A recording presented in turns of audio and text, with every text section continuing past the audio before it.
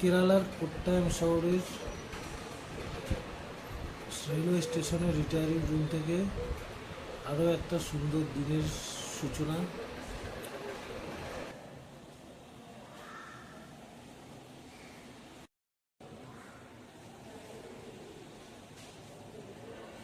আজকে আমি এখান থেকে বেরিয়ে প্ল্যান করেছি কডিমাথা বোট জেটি বলে একটা জায়গা আছে, যেখান থেকে মানে জেটি ওটা, ওখান থেকে বোট ছাড়ে। এই ছেলেটা যে আমার সাথে রয়েছে, এখানে 5 জনের শোয়ার ডরমেটরি, আমরা দুজনেই ছিলাম। যদিও রাতে ঘন্টা 4-5-এর জন্য একটা মেয়ে এসেছিলো। ভালো, মোটামুটি সব কিছুই, যেখানে পায়খানা বাথরুম পরিষ্কার পরিচ্ছন্নই ছিল। তা আমাদের দুজনের যেটা কথা হয়েছে যে আমরা এখান থেকে বেরিয়ে ও আমাকে একটা অটো ঠিক করে দেবে, সেই অটোতে করে আমি কডিমাথা বোট জেটিতে যাবো, ব্যাকওয়াটার। Kottayam railway station. আমরা এখান দিয়ে মেন গেট দিয়ে বেরোলাম। এই কার্তিক আমার সাথেই ছিল, such a nice guy. Hi Kartik. Hi.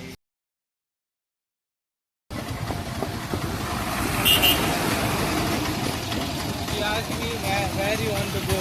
Yes. हाँ, तुम तो बताया कि चाय वहाँ पीना है, तुम मैं देखा।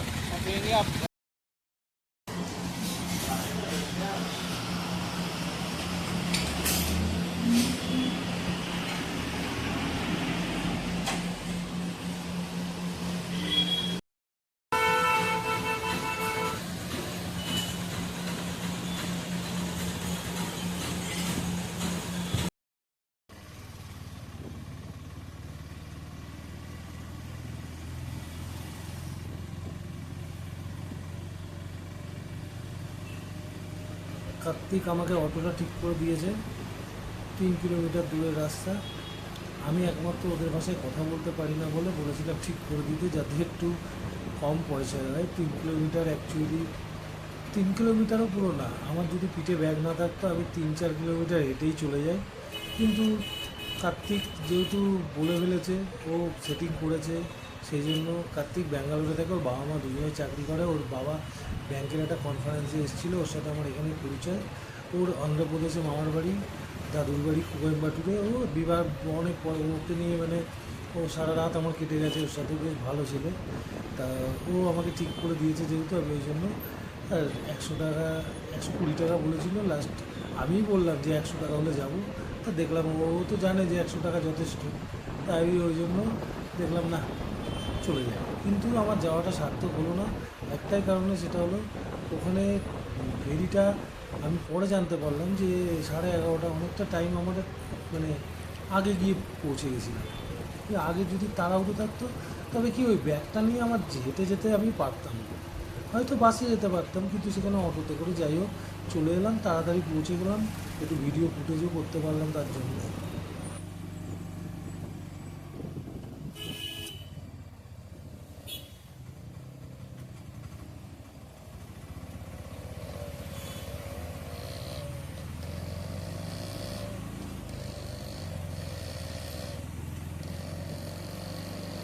এই কোট্টায়াম শহরের রাস্তা, অ্যাকচুয়ালি এই কোট্টায়াম শহরে আমি এর আগে একবার এসেছিলাম।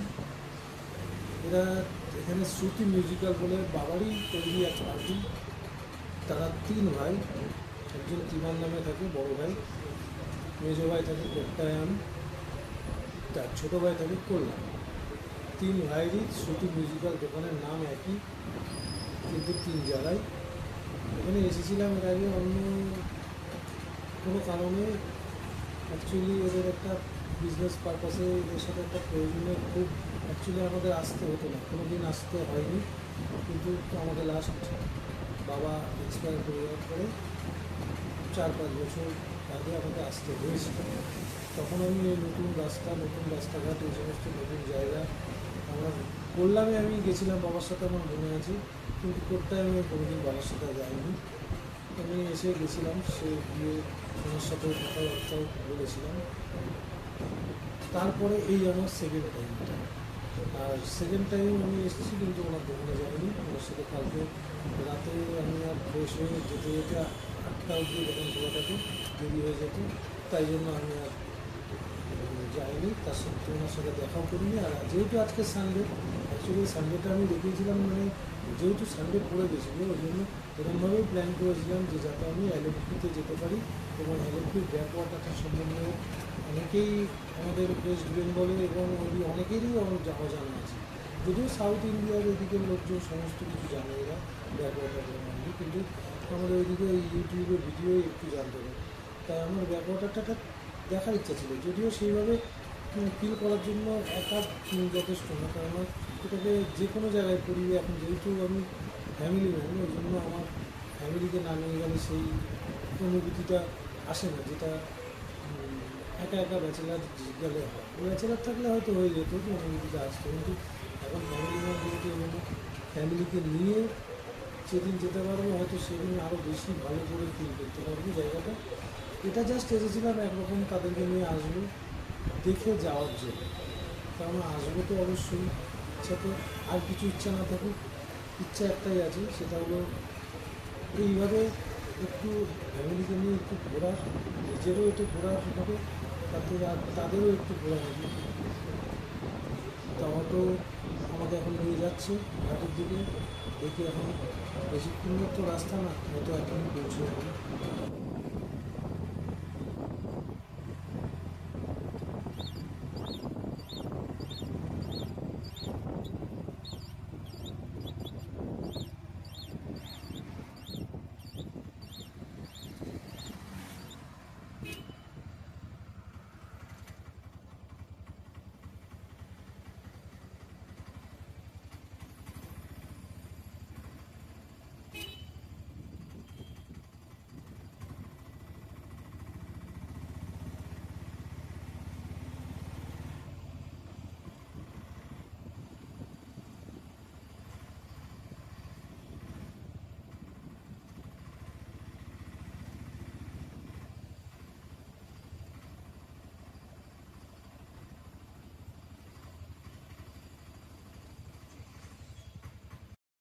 স্টেশন থেকে বেশি রাস্তা না, 5 থেকে 7 মিনিট লাগলো এই রাস্তা দিয়ে এলাম।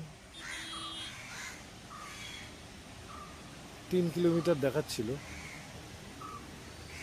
এই হলো করিমাতা বোট জেটি, কিন্তু এখন 8:30টাও বাজেনি, অথচ 11:30টার সময় এখান থেকে ফার্স্ট যে বোট 11:30। আমি 3 ঘন্টা এখন কি করব। অটো করে এলাম, 100 টাকা অটো ভাড়া নিল।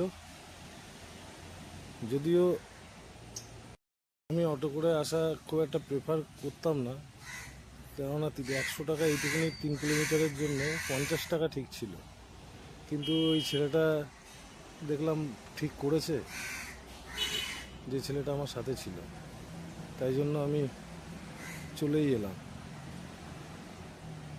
আসাটা আরও সার্থক হতো যদি এসে আমি বোটটা পেয়ে যেতাম রানিং, কিন্তু এখন বোটটা না পাওয়ার জন্য আসাটা মনে হচ্ছে ফালতু হয়ে গেল। ভারী ব্যাগ যদি না থাকতো তাহলে আমি হেঁটে হেঁটেই চলে আসতাম। 3 কিলোমিটার রাস্তা এমন কিছু না, আমি এরকম অনেক হাঁটাহাঁটি হেঁটেছি। আমি তো ট্রেকিংও করেছি, 30 কিলোমিটার ট্রেকিংও একদিনে করেছি। সুতরাং আমার পক্ষে 3 কিলোমিটার আসাটা কোনো, আর সময়ও হাতে যথেষ্ট ছিল। কিন্তু ব্যাগটা একটু ভারী হয়ে গেছে এইবার, কেননা এইবারের আমার এই বিজনেস ট্রিপ একটু বেশি দিনের, 12 দিনের, তাই জন্য একটু বেশি লাগেজ নিয়ে এসে ফেলেছি। এই হচ্ছে কেরালার সেই ব্যাক ওয়াটারের ক্যানেল। এখান থেকেই বোট বেরিয়ে যায়, বেরিয়ে সম্ভবত এদিক দিয়ে যাবে, গিয়ে 2 ঘন্টা বলছে সময় লাগবে এলএফপি যেতে, মানে 11:30টায় উঠলে 1:30টা বেজে যাবে ওখানে পৌঁছতে। সকালের ব্রেকফাস্টটা, কফি শুধু খেয়েছি, ব্রেকফাস্টটা এখানেই করে নেবো বোটে ওঠার আগে 11টা নাগাদ। যাই হোক, এখন আর কিছু করার নেই। সকালবেলা এখন এখানে টাইম টেবিলটা এখন দেখছি, 6:45 একটা ছিল, তারপরে 11:30, তারপরে 1টা, তারপরে 3:30, আবার 5:15 লাস্ট। ভেবেছিলাম এখান থেকে বৈকুণ্ঠ টেম্পল, কালকে ওই ছেলেটা গেছিলো, ওখান থেকে ঘুরে আসবো, 4-5 ঘন্টা লাগে, কিন্তু গেলাম না, যেহেতু আমার ট্রেন আছে এলএপি থেকে রাতে। বাই চান্স কোনো কারণে যদি মিস হয়ে যায় তাহলে আবার প্রবলেম হতে পারে। কারণ যেটা সেটা হলো সেই ওই ব্যাগটা যদি না থাকতো তাহলে আমি হয়তো চলেই যেতাম। ওটাই সব থেকে ভালো হতো, যদি 8টা বেরিয়েছি আমি, যদি 5 ঘন্টাও লাগতো তাহলে বৈকুণ্ঠ টেম্পল ঘুরে এসে আমি 11:30টা না পেলেও 1টা আরামসে পেয়ে যেতাম। তাহলে 3টে নাগাদ এলএপিতে পৌঁছে যেতাম, বিকালবেলাটা ওখানে ঘুরে ফিরে সন্ধেবেলা রাতে ট্রেন ধরে নিতে পারতাম। যাই হোক, এখন কিছু করার নেই, এসে গেছি যখন, এখান থেকে যাওয়াটাও এখন ফালতু হয়ে যাবে। কেননা যদি যাই আমি এখান থেকে, তাহলে আমাকে আবার ফিরে আসতে হবে। এখন সে ফিরে আসলে তাহলে আর অটো করে 100 টাকা দিয়ে আসাটা ফালতু হয়ে গেল। আমার এই ব্যাগটা মেন আরেকটা সমস্যা হয়েছে, এই ব্যাগটা আমি আর ক্যারি করবো না। এই ব্যাগে লক করার সিস্টেম নেই, আর লক না করলে কোনো জায়গায় ক্লক রুমে রাখাও যায় না। এটা একটা বড় প্রবলেম হয়ে গেছে, যার জন্য আরও বেশি সাফার হতে হচ্ছে। আমার যতদূর জানা আছে ততদূর এখান থেকে ভোরবেলা আর সন্ধ্যেবেলা 5:30 এই দুটোর মধ্যে একটা যদি ধরা হয় সেটা বেস্ট হয়। কেননা সকালে সূর্য উদয়, সানরাইজ ভালো করে দেখা যায়, আর 5:30টায় গেলে সানসেটটাও ভালো করে এই ব্যাকওয়াটার থেকে এক্সপিরিয়েন্স করা যায়। কিন্তু এই পুরোটাই প্রবলেমটা হয়েছে, এটা আমার ফার্স্ট টাইম কোট্টায়ামে এসেছি, কিন্তু কোট্টায়াম থেকে এইভাবে ঘুরিনি। কোট্টায়াম থেকে এলেপ্পি এই ফার্স্ট যাচ্ছি। যদিও কোট্টায়ামে এসেছি, কিন্তু কোট্টায়াম থেকে কোনো জায়গায় আর কোথাও এরকম কোনো ট্রিপের প্ল্যান কোনো দিন করিনি। আমার ইচ্ছা আছে এই দিকে আর আসবো না, কোট্টায়াম আর এলে কোট্টায়াম শুধু কোট্টায়ামই এক্সপ্লোর করবো, আর কোট্টায়ামের বাইরে যাব না। তবে কোচিতে যাওয়ার ইচ্ছা আছে, কেননা ওখানে ওয়াটার মেট্রো চালু হয়ে গেছে, ওয়াটার মেট্রোটা দেখার খুব ইচ্ছা। গভর্নমেন্ট বোটিতে যেতে, গভর্নমেন্ট বোটে এখান থেকে এলএপি যেতে মাত্র 29 টাকা ভাড়া। এটা একদিক দিয়ে অটো যে 100 টাকা নিয়েছে সেটা লাগলেও আমার জানা ছিল যদিও যে অনেক কম পয়সায় নিয়ে যায় গভর্নমেন্ট বোটে, কিন্তু ওটাকেই এখন ধরে নিতে হবে। যদি বাই চান্স সকালে এখন একটা পেয়ে যেতাম, সেক্ষেত্রে আমার অটো করে আসাটা সার্থক হয়ে যেত, কিন্তু 3 ঘন্টা এখন বসতে হবে, এটাই একটা প্রবলেম। যাই হোক, এসছি 12 দিন যখন কাটাতে পারছি, 3টে ঘন্টাও কেটে যাবে।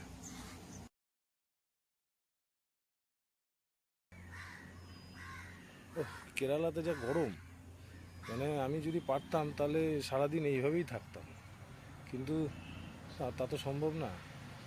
অন্ধ্রতে গরম আছে, কিন্তু অন্ধ্রতে আমি যাই না। তামিলনাড়ুতে মোটামুটি তাও অ্যাডজাস্ট করে নেওয়া যায়, তামিলনাড়ুও গরম, কিন্তু কেরালাটা অত্যাধিক গরম। কেরালাতে মানে টাইমিংই নেই কোনো বছরে যে টাইমটা খুব ঠান্ডা পড়ে। কর্ণাটকটা ঠিক আছে, ব্যাঙ্গালোর সাইডে কোনো প্রবলেম হয় না, কিন্তু এই জায়গাটা যদি সারাদিন এইভাবে থাকা যেত তাহলে সত্যিই ভালো হতো। গরম, এত প্রচণ্ড গরম, রুমে কতক্ষণ থাকবে মানুষ, বা এসি গাড়িতে কতক্ষণ চলবে না, বাইরে তো আফটার অল বেরোতেই হবে। এখন এখানে ফাঁকা রয়েছে বলে, তাই জন্য 3 ঘন্টা টাইম, ওই জন্য একটু এরকমভাবে রিল্যাক্সে বসার জন্য গেঞ্জিটা খুলে নিলাম। এইরকম ছোট, মানে বলতে পারেন আমাদের যেমন সাইকেল বা মোটর সাইকেল, সেরকমই এখানে। এটা ওইদিকে ছিল, ওইখানে প্রথমে ওই দিক থেকে ওই ঘাটে গেছিলো, তারপরে আবার এখানে এলো।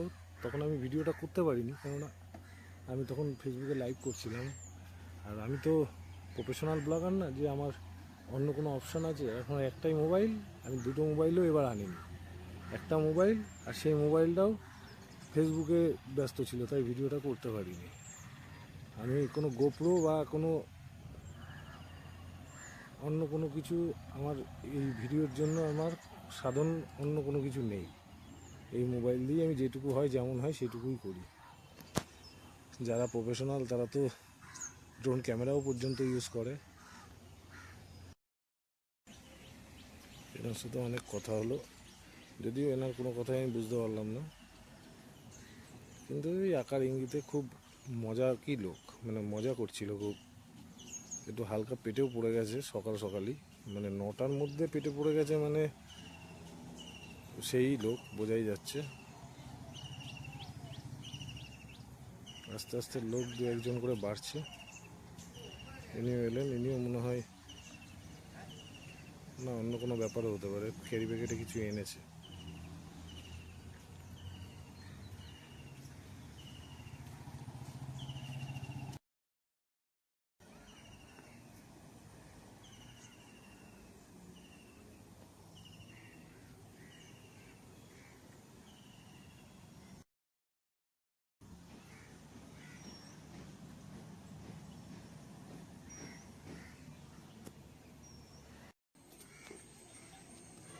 এবার বুঝতে পারলাম মালটা মাছ ধরতে এসেছে, মানে উনি মাছ ধরতে এসেছেন। আমি দুর্গেশকে কল করলাম যে দুর্গেশ দেখ, তুই হুইল ফুইল নিয়ে এরকমভাবে মাছ ধরিস, আর এরা কীভাবে দেখ কীরকমভাবে মাছ ধরে। দুর্গেশ আমার ফোন ধরলো না।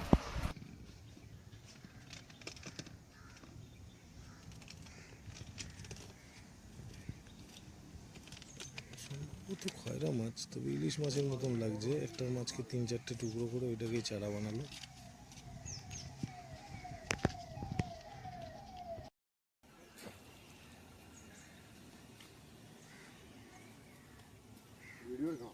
হ্যাঁ, ভিডিও।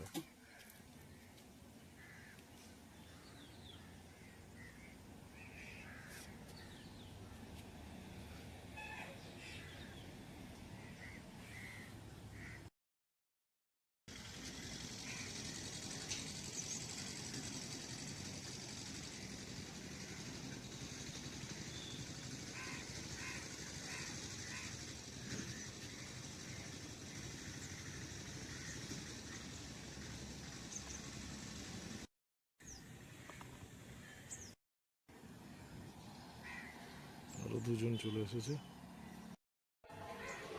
এরা যেমন দুজন, অ্যাকচুয়ালি এরা দুজন চলে এসেছে, এরপরে আরও লোক আসবে। কিন্তু আমাদের এখান থেকে যেমন 6:45, সেরকম এলএফপি থেকেও ভোরবেলায় কোনো একটা বোট ওখান থেকেও ছাড়ে। যে বোটটা এখন ঢুকছে, আমি অনেক দূর থেকে দেখেছিলাম বোটটা, ওই যে ঢুকছে। হয়তো মোবাইলে যে দেখবে দেখতে পাবে না, কিন্তু টিভিতে দেখলে, যেমন আমি দেখি টিভিতে দেখলে দেখা যাবে। এই যে বোটটা, এটাই আমার মনে হচ্ছে সম্ভবত এটাই আমাদের 11:30 যেটা, আমরা এটাতে করেই যাব। এটা এসে এখানে দাঁড়াবে, কেননা আর তো আমার মনে হয় না কোনো অপশান আমাদের আছে।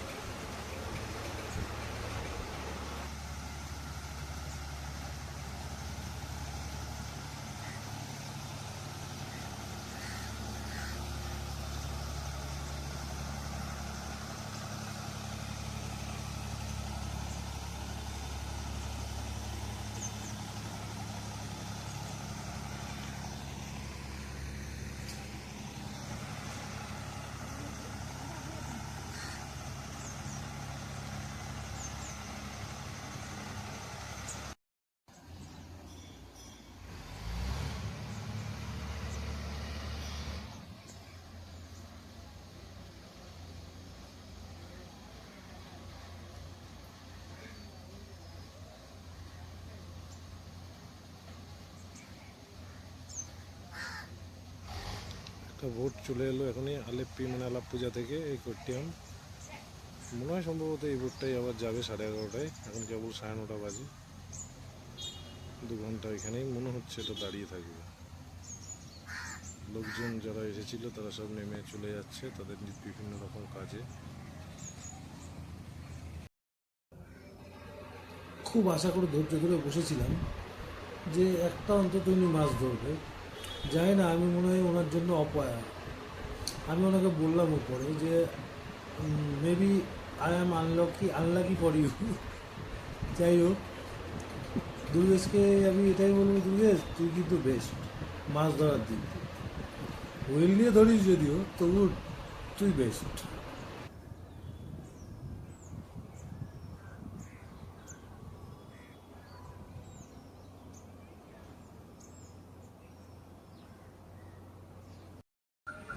বোট তো অনেকক্ষণ আগে চলে এসছে, কিন্তু একটা জিনিস বলে না, কনফিডেন্স ভালো, ওভার কনফিডেন্স ভালো না। ভেবেছিলাম যে জায়গা তো আরামসে পেয়ে যাব, কিন্তু পরে দেখছি জায়গা পুরো ফুল। যাই হোক, আমি বেস্ট জায়গাটা পেয়েছিলাম, সেটা হলো একদম সামনে, একদম ডান দিকে। Thank you.